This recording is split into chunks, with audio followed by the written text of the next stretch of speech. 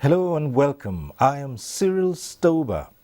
Nigeria is perhaps facing its most trying period since the crises of the mid-60s, which resulted in a civil war that lasted all of 3 years.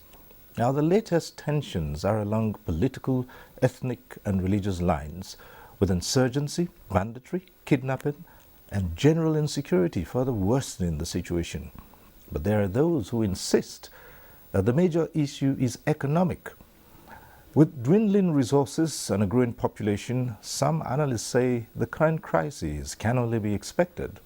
Yet others say the cause of the nation's woes is deeply rooted in what they call the leadership question. My guest today knows about leadership and the ideals of good governance.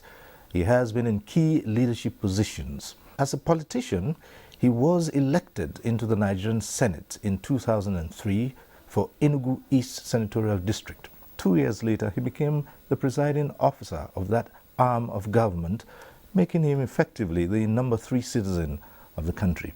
Let's welcome the distinguished Senator Ken Nnamani, Grand Commander of the Order of the Niger, former president of the 5th Senate of the Federal Republic of Nigeria, and the founder of the Ken Nnamani Center for Leadership and Development. Senator, thanks for being with us. Thank you for having me. All right. Thank you. It's 61 years after Nigeria gained independence, yet it would seem that there's still a major issue with leadership, governance, and so many other things. How do you respond to this? Serial leadership matters. When you look at the Asian tigers, then we call them Asian dragons or Asian tigers, the miracle they've performed. Place like Singapore, you know the story of Lee Kuan Yew and how he moved from third world to first world. Leadership is critical anywhere. So there are two trains of thoughts on this. People say stronger institutions. We should emphasize stronger institutions, and then because after President Obama visited Ghana, he made a statement there which had trickled down to all parts of the continent. He said that Africans invest more on strong leaders and have weak institutions. But I feel that strong leaders produce strong institutions as well. So we need both of them. Regardless of the circumstances, our present administration is fighting hard. Much of the problems we are facing today had always been there, and no one expects the administration to solve it overnight. But in terms of the issue you raised, leadership is very, very critical anywhere. I touched on some leaders, who have shown that they have a role to play in the economic and stability in their country. The economic development of a nation revolves around the type of leadership question they have. Right, but Senator, it would seem that at the start, when Nigeria gained independence, it was generally believed that those Nigerians who were at the forefront were focused, they knew the kind of country they wanted to have, they fought for it. But somewhere along the line, there seemed to have been, a derailment of some sorts. Well, not entirely so. The circumstances are different. Now, it looks to me that there's a global turbulence. This issue of rising insurrections here and there is not peculiar to Nigeria. And but you know, there can be no economic progress if there's no peace and stability. Our founding fathers lived at a different time. There was no much influence of internet during their time.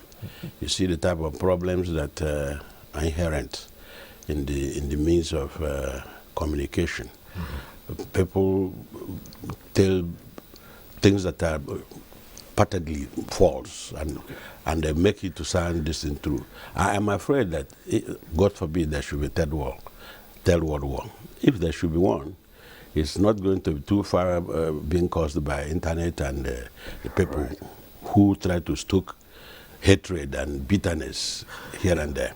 Well, in trying to analyze the situation, some people have said Nigeria, as it is constituted, was not meant to succeed as a nation. That it was just merely a contraption put together by the colonialists in order to exploit natural resources.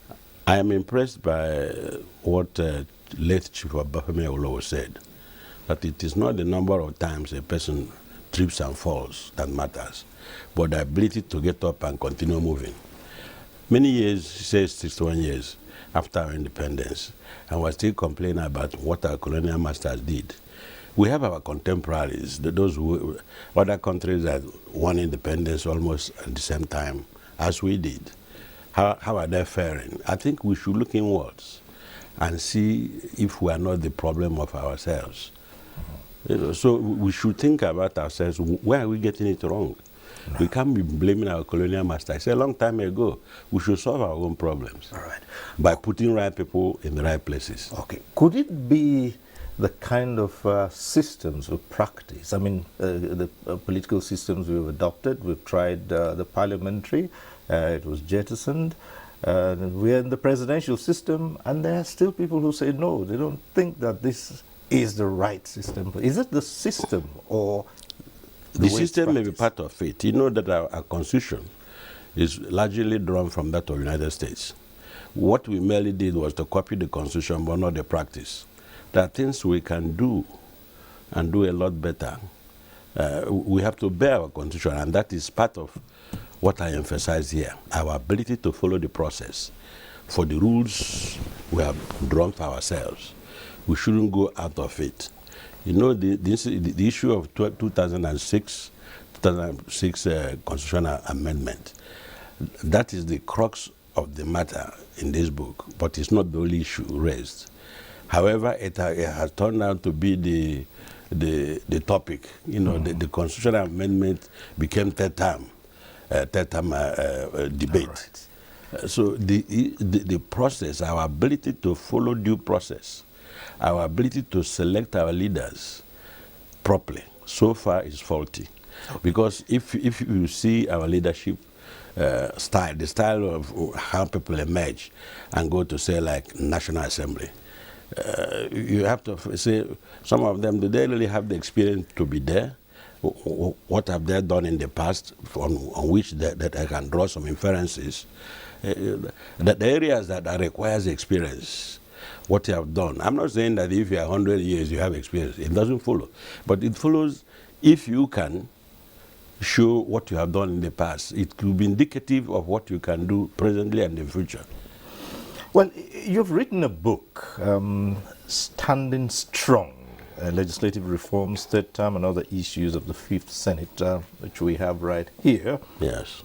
You presided over an arm of government that is seen as key to democratic values, the Senate. Indeed. How would you assess that arm of government since the return to democratic rule? Well, if we take a quick look at what is happening today in Mali, Guinea, and some other African countries, where efforts try to amend their constitution, and where people feel if this constitution is amended the way the leadership wants it, it will turn into a real crisis. That is what is happening in Guinea, what's happening in Mali. What the National Assembly had done since we returned to democratic rule is that the National Assembly, especially under our own, during our own time, stood firm to maintain the due process arising from our Constitution. Our Constitution specifies clearly how it will be amended. Any deviation from it could have truncated the nascent democracy. So the fact that they saved the country from going through the way Guinea is going and Mali and the rest of them is a significant contribution. And if we learn to remain to observe due process in all we are dealing in this country, chances are that we will get it right. But if we try to circumvent, lay down rules, and jump into another thing to satisfy some interest groups, chances are that we will create consequences that will not be unpalatable to everybody. So the National Assembly, under our watch, tried to show that people can, politely, that people can still stand firm and uphold the truth. So people have written about the constitutional amendment. They're entitled to do so. But I, as somebody who was on the driver's seat during the journey, I owe it to Nigerians, born and unborn, the future generation, and even the present researchers, to tell my own story the way it is from my own standpoint, giving pieces of evidence. Then Nigerians are left with the choice of reading this, finding out what actually happened, as told by the person who participated and who observed the things that happened. They're also prepared to read another one put forward by other actors. But I know there are three branches of government, three equal branches of government: the executive, the legislative, and judiciary. So any person can write from any point of view, but Nigerians are in position to read and analyze and see where can they get the actual facts.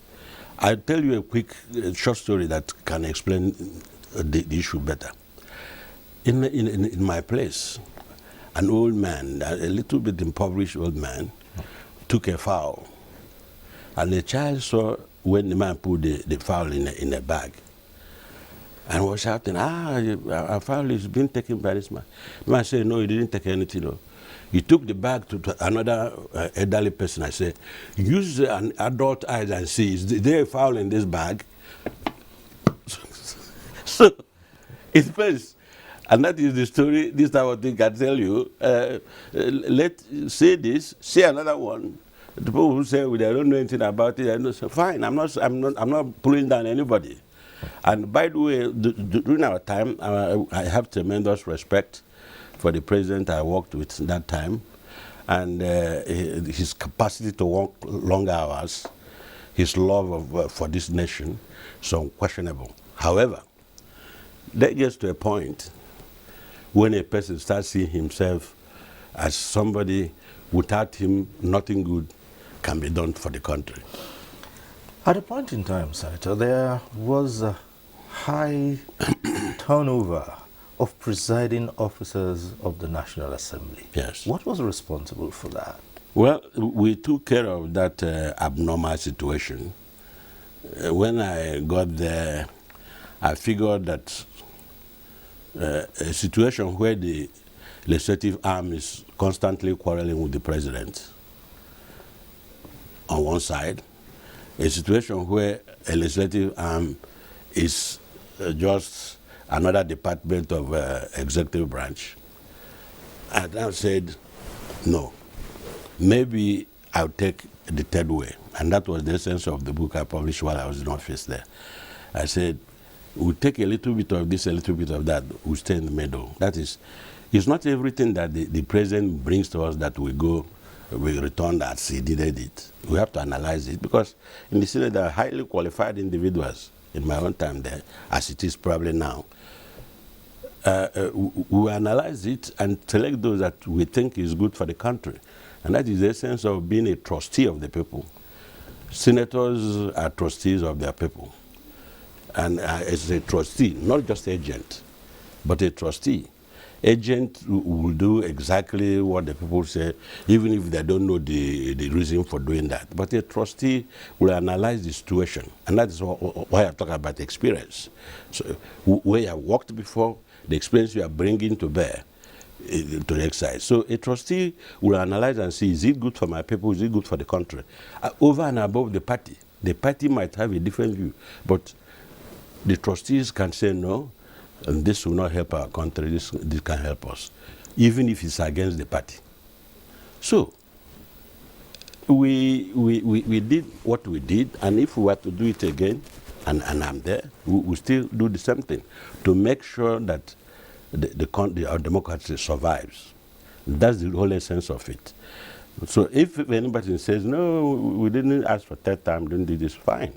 After I have gone through this book, read any other one any person has written, then it is the story of that stolen fowl in the bag. Mm-hmm.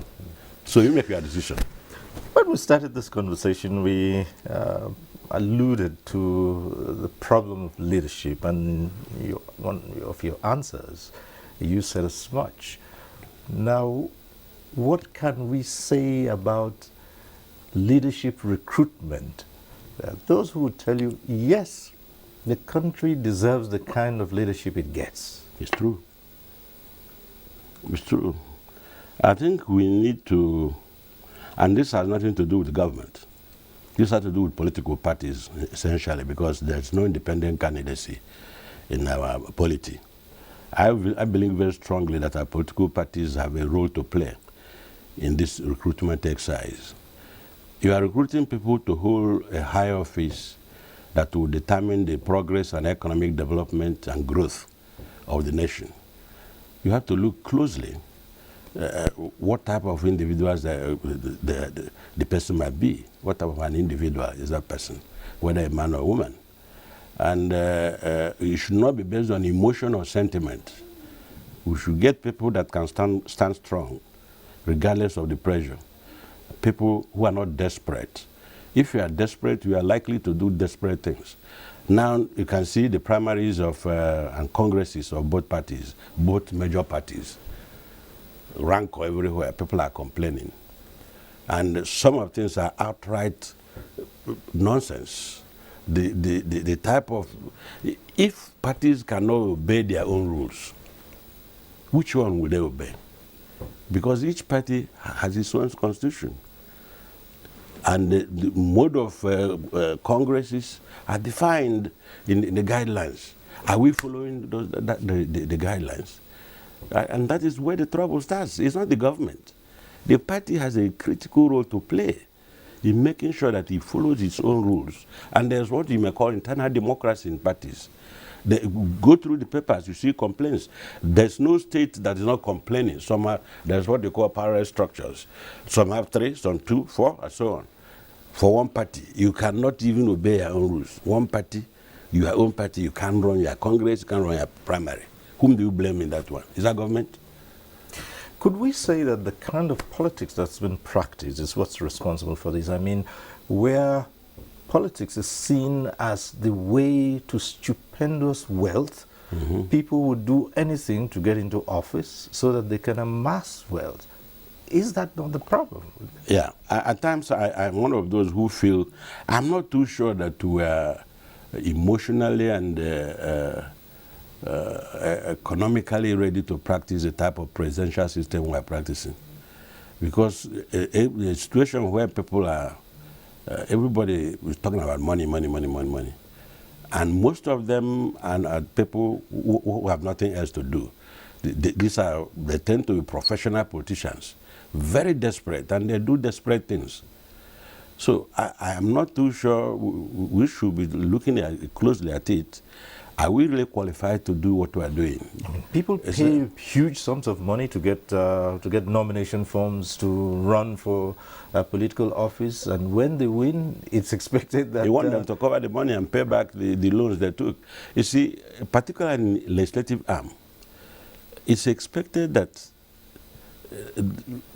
we answer distinguished, honorable, and so on. We must behave in such a way that really justifies that name. What do I mean by this? You see all this issue of running for contract, looking for the... If you are in the legislative arm, you have a lot of challenge before you. You cannot be seen as doing things that is dishonorable. Or you want to say you are a distinguished person. You must do things that will match that name you are answering. So I still think very seriously that people who have not done anything before, who have no visible means of livelihood, and by dint of luck or connections somehow find themselves in politics, they're likely to be doing desperate things too. So that's when I refer that the recruitment process through the parties has to start it well, have to make sure that the candidates that are going for elective offices are actually qualified for the place they're going. Right, so we start by taking care of the recruitment process at the party level. Yes. But others have talked about legislative reforms. It's one of the things you have written about in your book. Yes. Legislative reforms.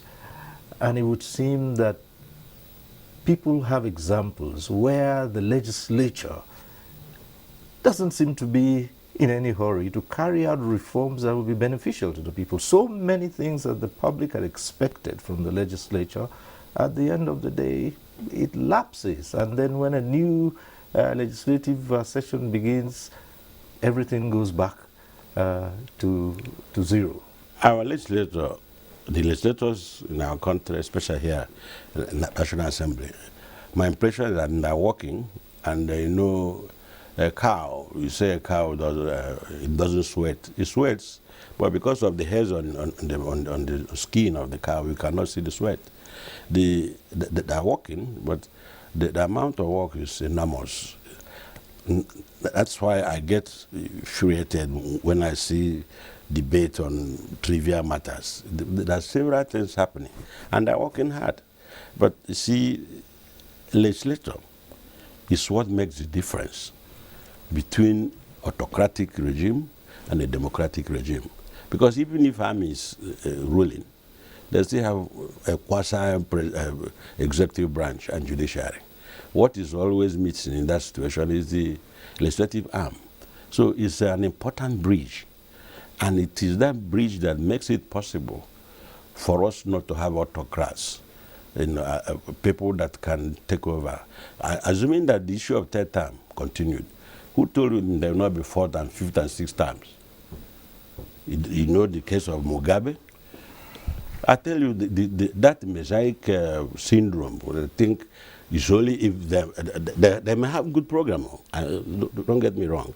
But the chances are that they feel they're the only one that can solve the problem. And since the problem is not yet solved, maybe they should continue. Is the legislator, if it is strong enough, to stand firm and say, no, sir, there's a constitution before us, there's a tenure. Once you reach the tenure, you step aside. Well, the party, as you say, should do a lot of work in getting the right people elected. But how do you respond to situations where elected persons from the party now become the automatic leaders of the party? In which case they may dictatorate. It never used to be that way. In the Second Republic, it wasn't. The party was still supreme, but now you find out that the president is the leader of the party, the governor is the leader of the party at the state, the local government chairman is the leader of the party at the local level, and so on and so forth. Is that that overused word, leadership. I said initially leadership matters. I still maintain that. But in party politics, if you look at all the constitutions of all our parties, I have not read any one that has defined, that has created a space, a role for a leader, party leader. Actually, the party leader is the chairman of the party. Because the president, it is a misnomer, and as a matter of fact, to say that a president is the leader of the party. The president is the leader of the country. He leads both his party and other parties. The leader in a political party, in my own view, is the chairman of the party, duly elected. And others who try to put that attachment to their name, leader of this, leader of that. If you go carefully through any of the constitutions of the parties in Nigeria, both present and past, I have not seen anyone that defined the specific role of a party leader, except youth leader, women leader, those ones are this, but the overall leader of the party. Well, I don't know. Senator, would it be because the president, for instance, has total control of the apparatus of state? The governor does also have power over the whole apparatus of the state where he presides over. Mm-hmm. And therefore, party chairmen at these levels just think that they need to. When let's not go too far. Within the African continent, if you look at the ANC, that is a matured party for many years. He has learned along what you call experience curve. If we say that the president is the leader of the party, I'm not talking about any particular president now. What about parties that didn't produce, that don't have president? It means the such parties, there's no leadership. Is that what it means? I am saying what is common denominator with all the parties is the chairman of the party. If we allow the chairman of the parties to exercise the functions of being a chairman, and we remove all these appendages of saying this one is a leader, this one is a leader, leader, none of those leadership something is defined in the constitution. So people try to attach it to their names and all these things and say they're leaders. I'm just giving you an example. If you say one person is the leader, what about the party that didn't produce the president? It means it has no leader. There's no leadership. That's what it is, trail. So let us copy, even locally. You can copy and paste. Look at ANC. How many years? ANC told their president to resign. You remember the issue of Tom Mbeki? Is ANC is the party. The party is strong. We say party is supreme. The party. Not when you attach to your name that you are the leader. Everybody is leader. And therefore, there's no leader.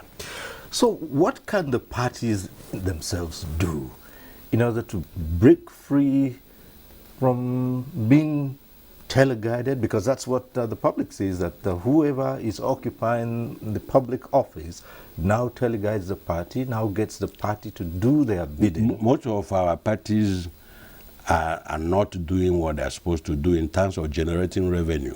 They depend on, you see, another definition for party leader is source of revenue. Whoever we say who pays the piper dictates the tone, which is very unfortunate. Because if parties are organizing seminars, workshops, trying to find ways of raising funds, that is party finance structure itself, and not depend on any particular person. If the party is self-funding, then they can exercise a measure of independence.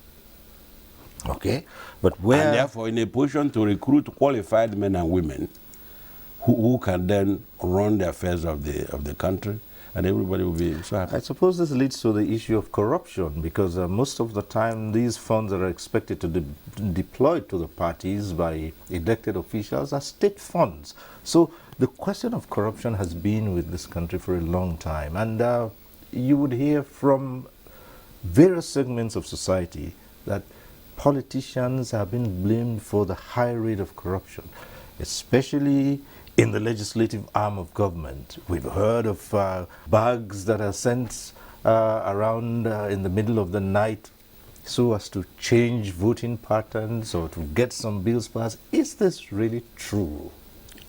I'm afraid I cannot say it is true, because it is not, to the best of my understanding.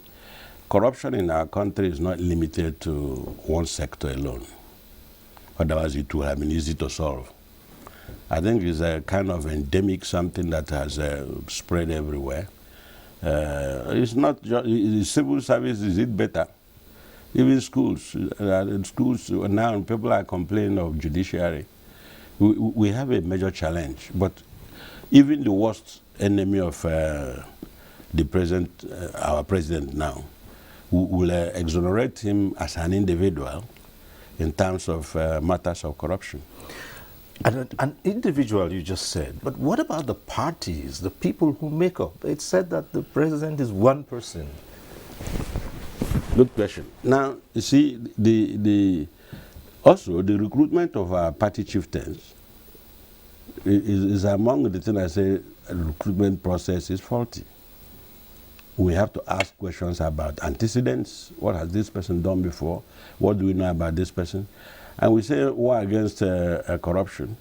If you are fighting all these wars all the time and there are no casualties, is that really very few casualties? It's not an intense war. So the leaders of the parties, some of them are excellent, like in our own case. Our man, the governor of Yobe, who is chairing the caretaker committee of our party, I see him as an upright gentleman. Ben somebody. But you cannot say that of so many other political leaders. Yes, but speaking of that, it does mean your party itself is not free of these issues. I'm not exonerating any. That's why you have a caretaker committee when you should have an elected chairman. And the circumstances that led to it are also indicative of what's happening in other parties. So is this that the Nigerian politician has not really grasped what it takes to run parties? I mean, easily you find the same thing across all of the parties. You admitted that much yourself, that the Congresses, for instance, are fraught with complaints. Yes. And that is a party, internal something. You can't follow your own guideline. I tried to point out some areas of what I think might help us. And I encourage any person or persons who have occupied any position in the country to find time and put down in writing the person's thoughts or experiences for generations coming. Okay, and that's what I try to do. All right, let's go back to the Fifth Senate that you presided over. Yes. What were those key things that the senators did to guide Nigeria on the right path, to avoid all those squabbles and wranglings that kept coming up? And that is the central theme of this book. Right. Central theme in the sense that the Fifth Senate, or the Senate I presided over, saved Nigeria from going the way of Guinea, going the way of Mali. I don't think you and I would be seated here if that debate had gone the other way around. I don't think we'll be here. Yes, it has cost us quite a lot. Our highly qualified senators who will have continued to render their services to the nation, all of them were weeded out, those who wanted to continue.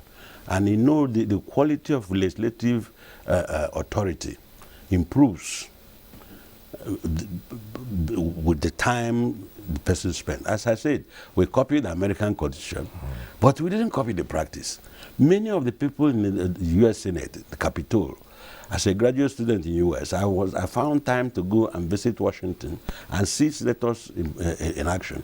Most of them have spent 30, 40 years on the seat, became authority. They can tell you, they can quote by heart any section of the Constitution and their standing rules. And it helps in the economic stability and growth of the United States. Our own is 4 years, maximum 8 years, you are knocked out.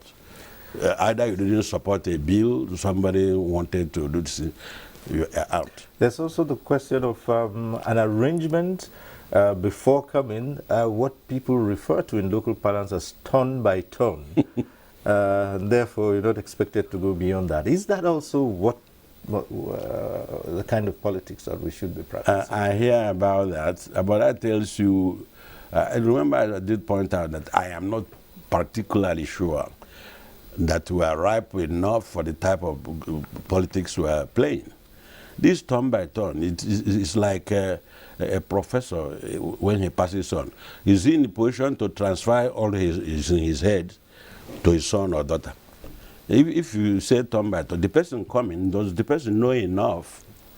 The other guy has acquired experience, so maybe 2, 3, 4 years. The other one comes, he's a fresh one, he start learning again. By the time he finishes 4 years, he goes out and starts learning. When will you have adults in the room? That is the disadvantage of the high turnover. Some people have suggested that to avoid this, we should make the office of a legislative or elective office unattractive.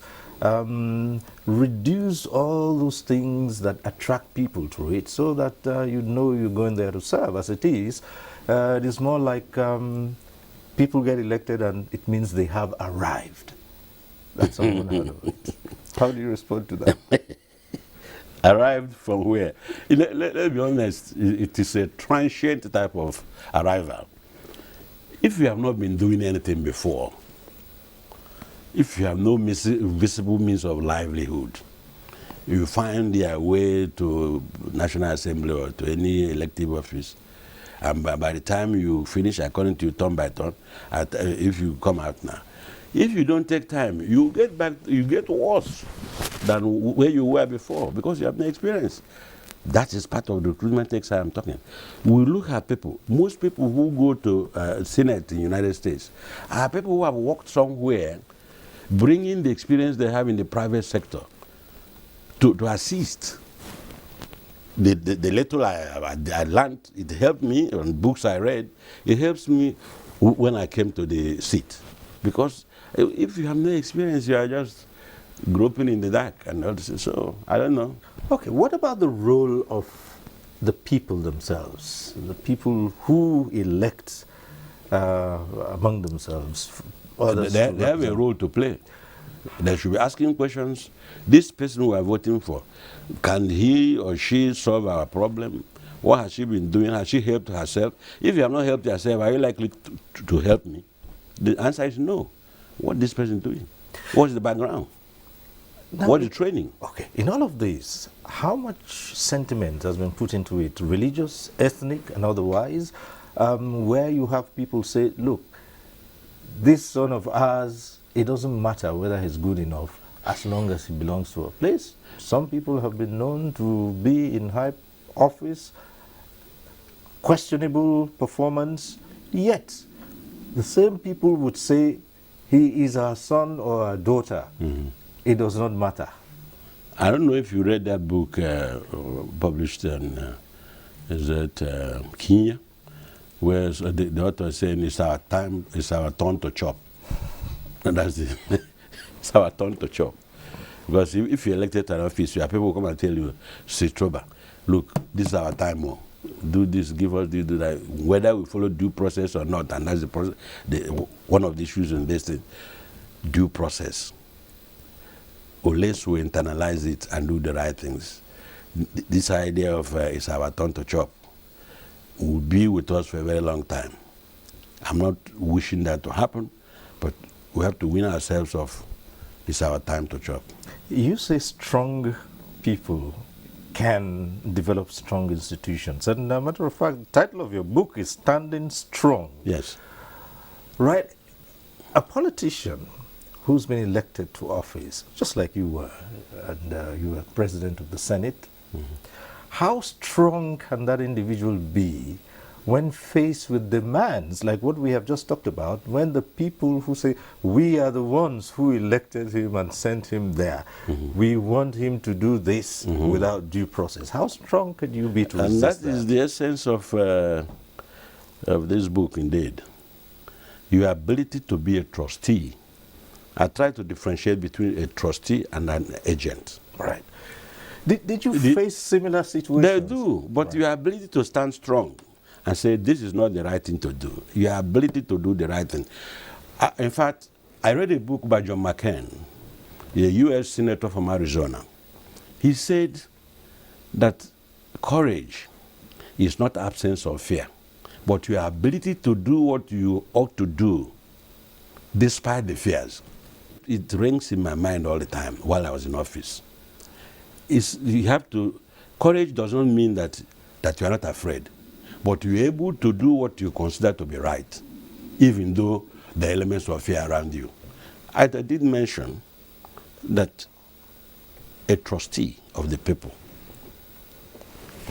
will do whatever he or she deems necessary, not minding whether it favors the party or not, but it favors the people that elected him. An agent will more or less do exactly what the people say he should do. He doesn't put in his own idea. Edmund Burke, a reputable, a renowned parliamentarian, said that there are two types of leadership in terms of legislative matters. People who will represent their people just the way exactly without adding comma, even if he's entering into a ditch. But the people, another set is one who will use his own intellect or exposure, if you like, you call it experience, to say, no, this will not be good for my people, even though your party is telling you must do it. You do it to stand with the people because it's the people that elected you, and you think as a trustee that what you are doing will favor them. That is what checks a little of a growing autocrat. Is legislature that does that checks. And you media people also, because you played a role in our time. The media is very, very important in a democracy.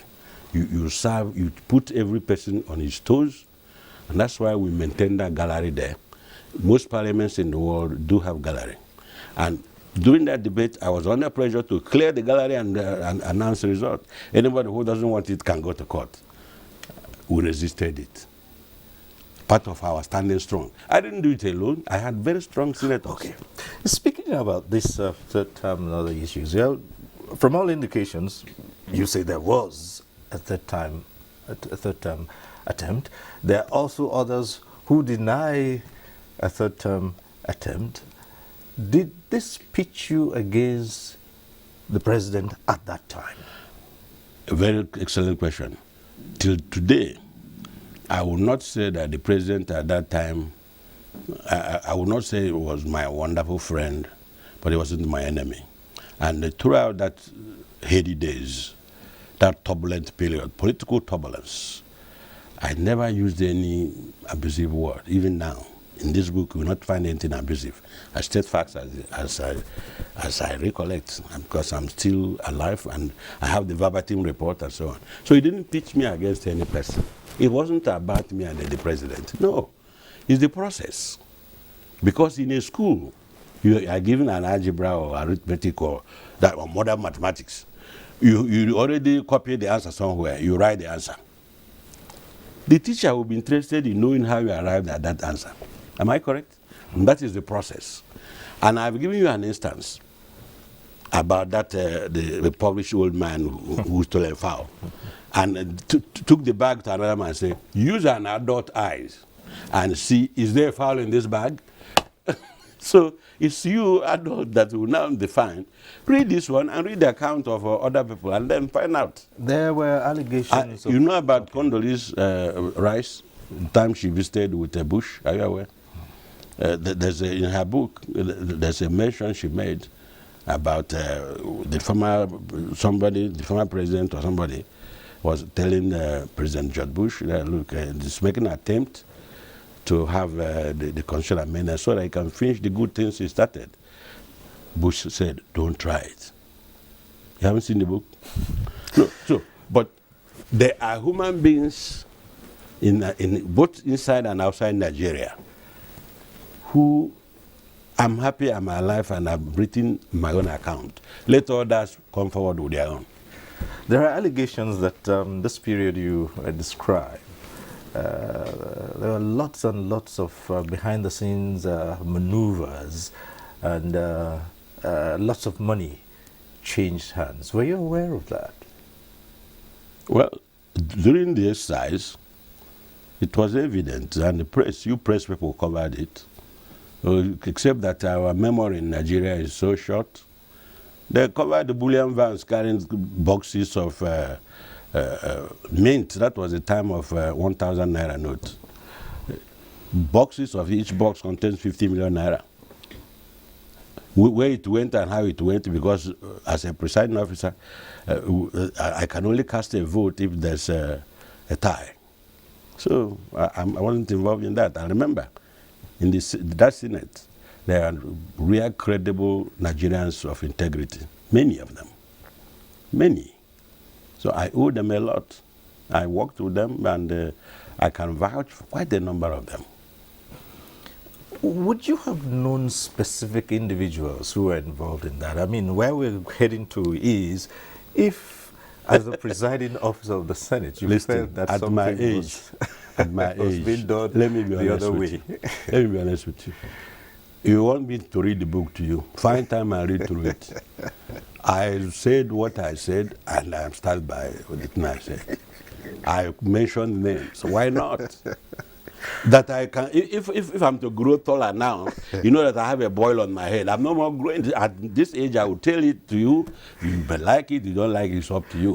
Well, Senator, some people will say, did you refer those names to law enforcement agencies to take a look at that, immediately you left office? No. I did not refer any person to anywhere. What I tried to do is to give an account in this book of my stewardship. By the way, other things are contained here other than the amendment of the Constitution that has become a defining moment for our regime. The other issues like Bakassi and other things that happened, but I think people are more interested in the issue of third term. The amendment of the Constitution, there was so many things, very many nice things in that very amendment, which Nigerians will have been enjoying today. And that was why so many people are blaming Nnamani threw away the baby and bathwater, because they don't understand the process. We were at the second reading, and thing died technically. All it required for me to show political courage, that thing was over. I put a question: should we go on or shouldn't we go on? We shouldn't go on. Had it there, and all is required of me as the presiding officer. I could have said anything and drag the country into trouble. But God gave us the courage to say no. Our senators have spoken. Would it not have been possible to take away the bad aspects and retain the good aspects? Certainly it would have been real. Good question. So that is what is called third reading. That is clause by clause. We haven't reached there. If we had reached there, we would have had maybe one other state to the southeast, where I come from. We will have questioned Section 308 that gives immunity to governors and executive people in office, that they cannot take them to court while they're serving us. So we try to see it in another way. There's so many nice things that could have passed. So I take this grand opportunity of explaining that if we had gone from that second reading to third reading, we will not take clause by clause. We reach at those nice ones, we take it. But it was one bill. Some of us suggested, I and some other senators suggested that we should split the bill into 2 or 3 or 4. So that if any particular aspect of the amendment is wrong, that one can die a natural death and others can go on. And that is a big loss to us now. No strong amendment has been achieved in our constitution since that time. Could you not have gone through it with lobbying and other legislative maneuverings? It was too late. We were already in session, and the question had been put and the answer obtained. I had to follow the rules. There's standing rules of the Senate and there's Nigerian Constitution. So remember, Section 8 and 9 circumscribes how the Constitution will be amended. You don't go and change it until the Constitution itself is amended. It's not easy to amend Constitution. It's like impeachment. If you know the rules of impeachment, the stages you reach, you know that it wasn't meant to be so, it's like committing suicide. It takes time and it's serious. There's a term that has become very popular in Nigerian parlance. It's called restructuring. Yes. But so far, various individuals have their own interpretation of what this restructuring is. On the general note, it is believed that this refers to Nigerians being able to change certain things to avoid situations like you faced at that time. Are you thinking along those lines? What's your idea of restructuring? Well, we keep restructuring even at family level and company level. You restructure, it's meant for growth, but so many people are misunderstanding it. Nigeria actually will need to restructure certain things. Restructuring in the sense that to make it more functional, more efficient, more beneficial to the citizens. Nothing is so good that you cannot improve on it.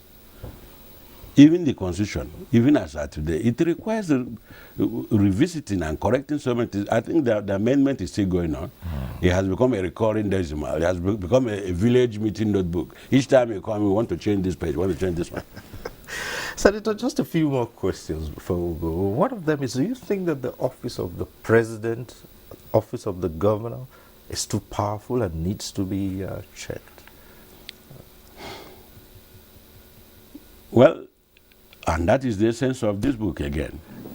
The ability to have legislators who can look at the governor in the eyes and say, "Okay, that is following the rules, so not by being abusive. Do what you have to do, even though it's very difficult." And risk being removed. Okay, yeah, sure. Just like in my own case, I knew I wasn't going back. So I missed nothing. But I'm worried that those who could have been helping the country better, because they're highly qualified guys. Several PhDs I had in the Senate that time. Several, over 50 or so. Several. So look, if we have very strong legislators, very strong legislature, even at state level. In most states, the House of Assembly is a department in government house. Where did they pass the budget? Where did they debate it? How? Do they have the courage to do that? If they're sent away, what will they be eating? You remember, it's time for us to chop. Time for chop. That's the level we are. So you cannot say, you have a legislator at a state level and say, as the governor, okay? We cannot do this, so it's not good. That is what you call oversight. How many people have the courage to do it? It requires courage. There are suggestions that the legislature should be part-time. What do you think? Well, we operate bicameral legislature. Bicameral, which means Senate, two houses. You're talking about efficiency.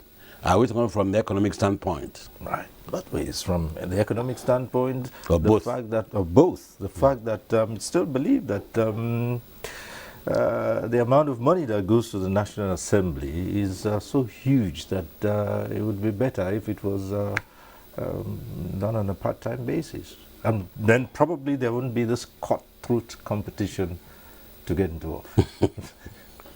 Well, I'm not too sure that is the problem of if we find some other leakages.